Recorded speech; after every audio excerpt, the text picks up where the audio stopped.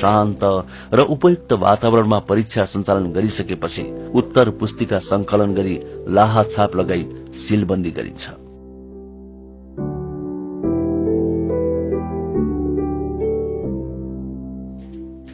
विज्ञापित पदको सबै पत्रको परीक्षा सम्पन्न भएपछि तोकिएका कर्मचारीबाट गोप्य किसिमले प्रथम कोड गरिन्छ। यसरी कोड नम्बर राखिसकेपछि उत्तर पुस्तिकामा उम्मेद्वारले भरेको वैयक्तिक विवरण खण्ड अलग गरी कोड फारम समेत तयार गरिन्छ। प्रथम कोड गरेका उत्तर पुस्तिका तथा प्रथम कोड फारम एवं अर्धकट्टी सीलबन्दी गरिन्छ।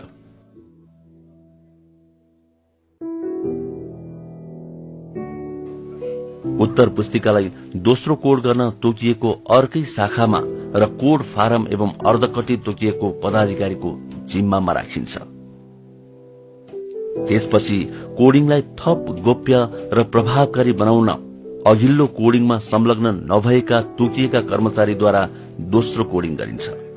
दोस्रो कोड गरिसकेपछि पहिलो कोडको नम्बर भएको भागलाई अलग गरी रुजु गरिन्छ र यस्ता कोड स्लिप सीलबन्दी गरी आयोगले तोकेको पदाधिकारीको जिम्मा रहने गरी राखिन्छ। वस्तुगत परीक्षाका लागि optical mark reader OMR machine अनुकूलको बारकोड पद्धतिमा आधारित उत्तर पुस्तिकाको प्रयोग गर्ने गरिएको छ। यस्ता उत्तर पुस्तिका भने कोड गरिरहनु पर्दैन। उम्मेद्वारको विवरण खण्ड र उत्तर खण्ड अलग गरी फरक शाखाबाट स्क्यान गरी मेसिनबाटै सफ्टवेयरका माध्यमबाट परीक्षण हुने व्यवस्था गरिएको छ। आयोगले वस्तुगत उत्तर पुस्तिका अप्टिकल मार्क रिडर ओएमआर मेसिनको प्रयोग गरी परीक्षण गर्ने भएकोले शीघ्र नतिजा प्रकाशन गर्न सखाउ पुगेको छ। दोस्रो कोड गरिएका सीलबन्दी उत्तर पुस्तिका विज्ञहरूद्वारा परीक्षण गराइन्छ। राजपत्रांकित पदका उत्तर पुस्तिका आयोगकै कार्यालयमा परीक्षण गराइन्छ भने राजपत्र अनंकित पदका दोस्रो कोड गरिएका उत्तर पुस्तिका लिखित परीक्षा भएका कार्यालय बाहेक केन्द्रीय कार्यालयले तोकेका राजपत्रांकित प्रथम श्रेणी कार्यालय प्रमुख रहने कार्यालयहरूबाट विज्ञहरूको प्रयोग गरी परीक्षण गराइन्छ। यसरी परीक्षण गर्दा विज्ञले कोड नम्बरका आधारमा परीक्षण गर्दछन् र सोही आधारमा मार्कसिट तयार गर्दछन्। राजपत्रांकित प्रथम र द्वितीय श्रेणीका विज्ञापनका उत्तर पुस्तिका 2 जना विज्ञद्वारा अलग अलग परीक्षण गराउने व्यवस्था गरिएको छ। परीक्षण गरिएका उत्तर पुस्तिकाको जाँच भए नभएको, नम्बर गणनामा गल्ती भए नभएको आदि हेर्न तोकिएका कर्मचारीले रुजु गर्छन्।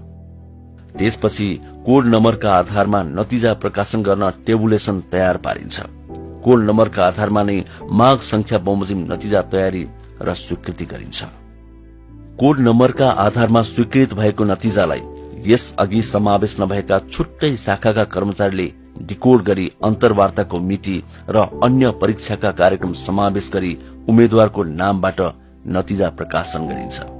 यसमा बुझ्नुपर्ने महत्वपूर्ण कुरा के पनि हो भने यी प्रत्येक तह अर्थात प्रक्रियामा एकमा रहेको व्यक्ति अर्कोमा रहँदैनन्। अंकको कार्य गर्ने कर्मचारी डिकोडमा संलग्न हुँदैनन्। डिकोडमा संलग्न हुने कर्मचारीले अंक हेर्न पाउँदैनन्। प्राप्तांक तालिका र डिकोड फारम अलग अलग शाखा वा कर्मचारीले अलग अलग सीलबन्दी गरिराख्छन्।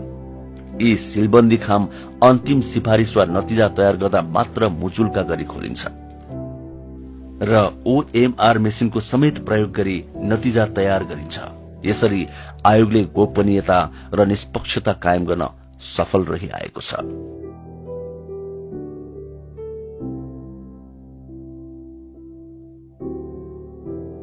नतिजाको सूचनामा तोकिएको मितिमा पाठ्यक्रममा तोकिए अनुसारका अन्तिम चरणका सिप परीक्षण, अन्तर्वार्ता तथा समूह छलफल आयोजना गरिन्छ। सिप परीक्षण, अन्तर्वार्ता तथा समूह छलफलका परीक्षा तोकिएका शाखाका कर्मचारीले पूर्व निर्धारित तालिका अनुसार गर्छन्। अन्तर्वार्ता समिति सामान्यतया समावेशी हुने गरी र कम्तीमा 1 जना विज्ञ रहने गरी अन्तर्वार्ता हुनु ठिक अघि मात्र गठन गरिन्छ। एक भन्दा बढी समूहमा अन्तर्वार्ता हुनेमा कुन उम्मेद्वार कुन समूहमा पर्छ त्यो गोला प्रथाबाट छुट्याइन्छ। अन्तर्वार्तामा 40% भन्दा कम र 70% भन्दा बढ़ी अंक दिएमा समितिका कम्तीमा 50% सदस्यले दिएको मात्र मान्य हुन्छ। अन्तर्वार्तामा संलग्न सदस्यहरूले सल्लाह गरी अंक दिन वा एक अर्कोले दिएको अंक हेर्न पाइँदैन। अन्तर्वार्ता सकिना साथ सबैको रोहबरमा प्राप्ताङ्क सीलबन्दी गरी राखिन्छ।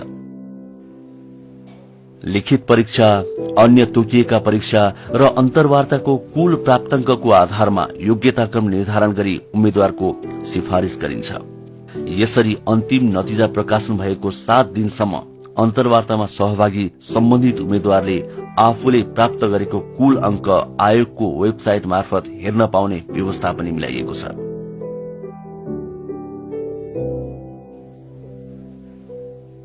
यसरी निष्पक्ष तवरले परीक्षा सञ्चालन गर्ने लोक सेवा आयोगले यसका अतिरिक्त अन्य कार्य पनि सम्पादन गर्दछ।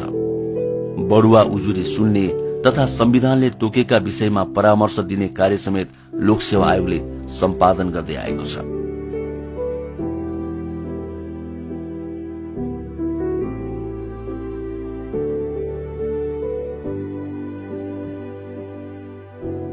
आफूले सम्पादन गरेको काम कारबाहीको वार्षिक प्रतिवेदन राष्ट्रपति समक्ष पेश गर्नुपर्ने संवैधानिक व्यवस्था छ। यसरी पेश गरेको वार्षिक प्रतिवेदन प्रधानमन्त्री मार्फत संघीय संसदमा पेश हुन्छ। आयोगले त्रिवर्षीय रणनीतिक योजना तयार गरी आयोगको समग्र सुधारको कार्य गरिरहेको तथा अनुसन्धानात्मक कार्य गर्दै नवीनतम परीक्षण प्रविधि भित्राउन प्रयास गरिरहेको छ।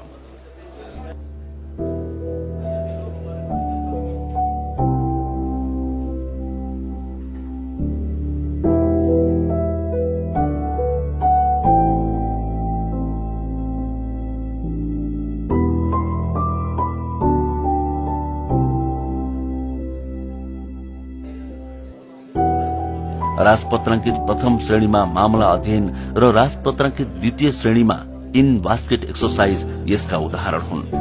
यसका अलावा एसेसमेन्ट सेन्टर मेथोडोलोजीका विभिन्न प्रविधि प्रयोगमा ल्याउन गृह कार्य भइरहेको छ। निष्पक्षता र गोप्यतासँगै समयानुकूल प्रविधि विस्तार, सेवा केन्द्र विस्तार, पाठ्यक्रम एवं परीक्षा पद्धतिमा परिमार्जन जस्ता कुरामा समेत आयोग सदा सचेत रहेको छ।